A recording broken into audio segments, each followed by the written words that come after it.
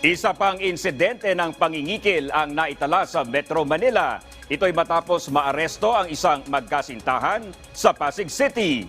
Nagbabalik si Bien Manalo.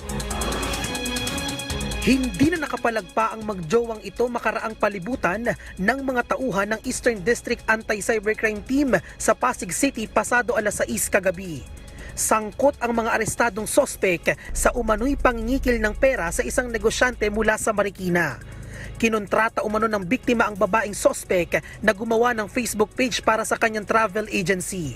Pero natibag ang kanilang business transaction matapos umanong i-hostage ng sospek ang FB ng negosyante. Ginamit itong collateral ng magkasintahan dahil sa 300,000 pisong hindi na ibayad sa kanila. Pero ang masaklap, hindi ang biktima ang may utang sa mga sospek kundi ang tumayang middleman nila. Itong complainant natin, nagpunta dito sa office natin kasi allegedly, parang na-hostage yung kanyang Facebook page.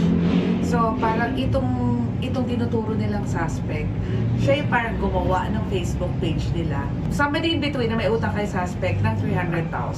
Yung si suspect, iniisip niya, para makuha niya yung money from this person is yung Facebook account ng company nila, hinostage niya. Parang yung full access, nawala na access yung company.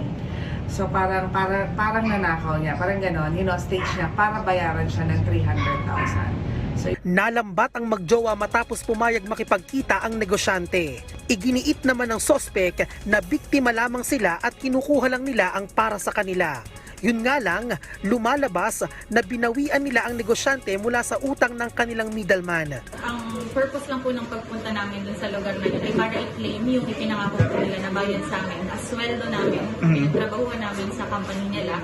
Hindi lang po sa aking sweldo pero sa mga empleyado din po ng company. Ako po ang isa sa mga inilagay na admin ng account nung after gawin yung account. Kasi ako po ang nag-facilitate na maayos yung account na yun. So, technically po, yes, may access ako. Pero may access din silang lahat. Para hindi ko naman po hindi ko po hinender yung kanilang operation na matigil. Bien Manalo para sa bayan.